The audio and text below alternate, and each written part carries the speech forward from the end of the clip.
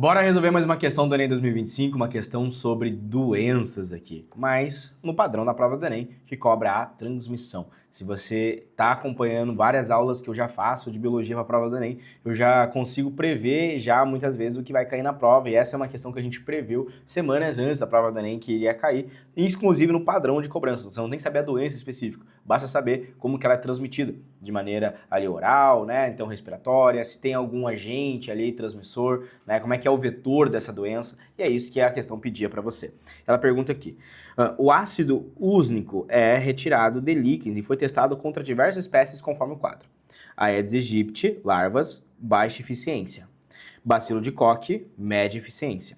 Moluscos aquáticos adultos, alta eficiência. Pernilongos, larvas, média eficiência. Vermes plateumintos, ineficiente. O ácido úsnico mostrou-se indicado para o controle do quê? Bom, vamos lá, vamos aos pontos aqui de cada alternativa. Esquistossomose, sim, essa é a resposta. E por quê?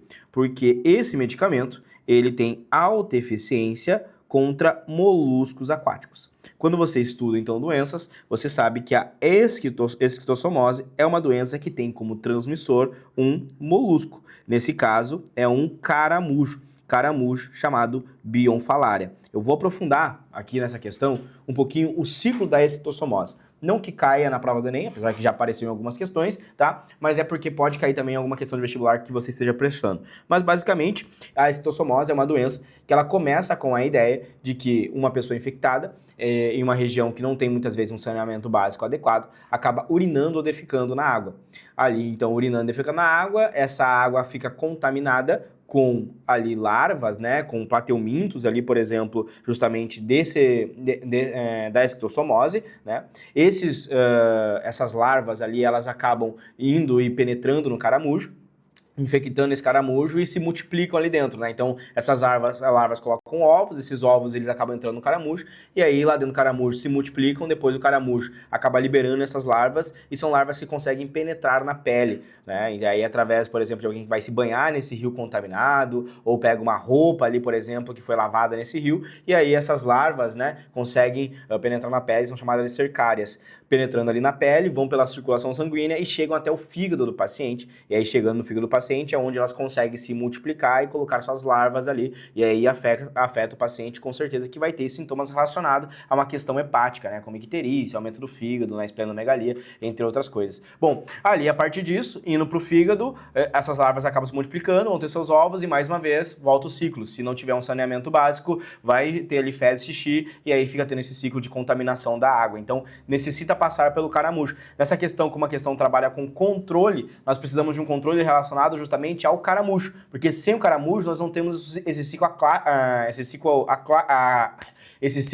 aquático da larva ali, né? Então, se a gente trabalhar com controle com o caramujo, a gente interrompe a transmissão. O tratamento envolve matar a larva. Aí seria um medicamento que mata vermes plateumintos. Aí seria o tratamento na pessoa, mas a questão não perguntou para você o tratamento. Ela pediu um mecanismo de controle. Por isso que a resposta seria esquistossomose aqui nessa questão. Bom, febre amarela, por que não pode ser? Porque a própria questão mostra que tem baixa eficiência Aedes aegypti. A febre amarela é uma doença muito mais característica do norte do Brasil, pode ter em outras regiões, mas principalmente em regiões mais tropicais, de mata fechada. A Aedes aegypti é um dos transmissores desse vírus, flavovírus, arbovírus, tá? Então a febre amarela é uma febre bem alta aí, né, característica de alguns países tropicais, norte do Brasil, perto da Amazônia e também na África, tá certo? Tem como transmissor aí o Aedes aegypti e também um mosquito chamado Haemophilus, tá?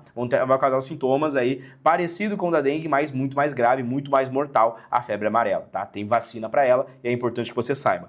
A coqueluche é uma doença respiratória. A pessoa tem uma tosse seca ali, ela é transmitida através de via aérea, então não tem transmissão nem por mosquito e não tem nem transmissão ali por caramujo, né? A transmissão é igual você pegar a tuberculose, que é a próxima alternativa aqui. Então, tanto a coqueluche quanto a tuberculose, né, elas são transmitidas através da via respiratória. E a tuberculose, ela é medida aqui através do bacilo de Koch. Então, a coqueluche, ela tem como transmissão a Bordetella pertussis, né, o nome ali da bactéria, então uma doença bacteriana, ali a coqueluche. né? Nesse caso tem tratamento com antibióticos para ela, para essa tosse que afeta ali o pulmão, certo? E a tuberculose é uma doença bacteriana também, mas aí nesse caso é a Miracella tuberculosis, né? Uma outra bactéria. Para a prova do Enem, para vestibular tem que saber os nomes, tá? Em específico, por isso que aqui eu só estou citando, não estou escrevendo, mas para vestibular você tem que saber os nomes ali justamente desses agentes ali infecciosos. Basta saber que coqueluche e tuberculose são duas doenças bacterianas que afetam ali o sistema respiratório e transmissão é oral, né? E tratamento é com antibióticos. E a dengue é uma doença que tem como vetor justamente ali também o Aedes aegypti, né? Então a dengue ela tem o vírus ali da dengue, né? DEV, tem 4 tipos de dengue. Hoje em dia o que vale a pena saber para a prova do Enem é que já existe então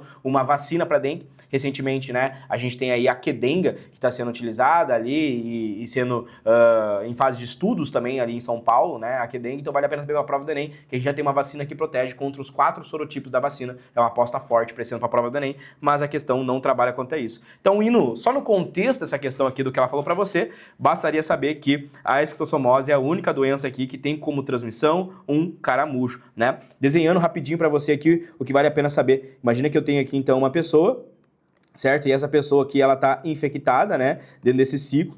Então ali nós temos ali, né, o fígado dela, ali, intestino e tudo mais, e ela acaba, né, jogando no rio, né? Então no rio ali contaminado, ali acaba fezes e urinas contaminadas acabam indo para esse rio, e aí então no rio nós temos esse rio contaminado ali com larvas, né? Beleza? É isso que você tem que saber, né? Essas larvas ali, o Esquistossoma mansoni, né? Que vai ser jogado ali.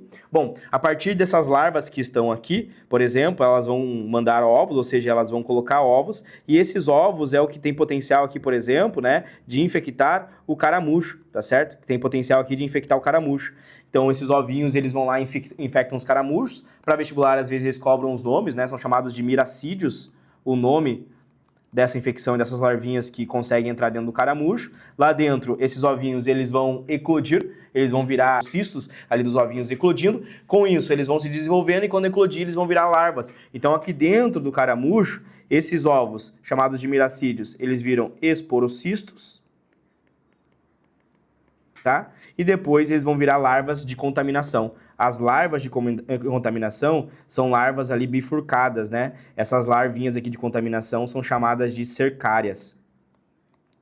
Então essas larvas cercárias, essas que podem contaminar ali os seres humanos, porque elas têm o potencial de penetrar na pele, tá certo? Então se você se banhar no rio ou com uma roupa que foi lavada nesse rio, aí sim que essas cercárias podem penetrar na sua pele e infectar esse organismo. Bom, ao infectar vai entrar lá justamente na corrente sanguínea, então perde ali, né, deixa de ser um sistema larval, já afeta ali o sistema sanguíneo, vai até lá região do intestino, chega ali até a região do fígado, que é onde ocorre ali o desenvolvimento larval e a contaminação para a replicação e continuação do ciclo. Tá certo? Claro, não precisa saber de cabeça isso aqui para a prova do Enem, basta saber que esquistossomose é uma doença que é transmitida através do molusco. E o nome do molusco que vale a pena saber é o Bionfalaria, já caiu aí na sua prova do Enem, tá? Fiz uma revisão mais básica, mas se você quiser uma aula mais aprofundada sobre isso, pesquisa Renato Palmeira Doenças Enem, tem uma aula minha completa aí de quase 1 hora sobre viroses, bacterioses, protozooses, vale a pena você dar uma aprofundada aí para a reta final da sua prova, para aprofundar esse ano e amassar as questões, tá certo? Um grande abraço, valeu, até a próxima!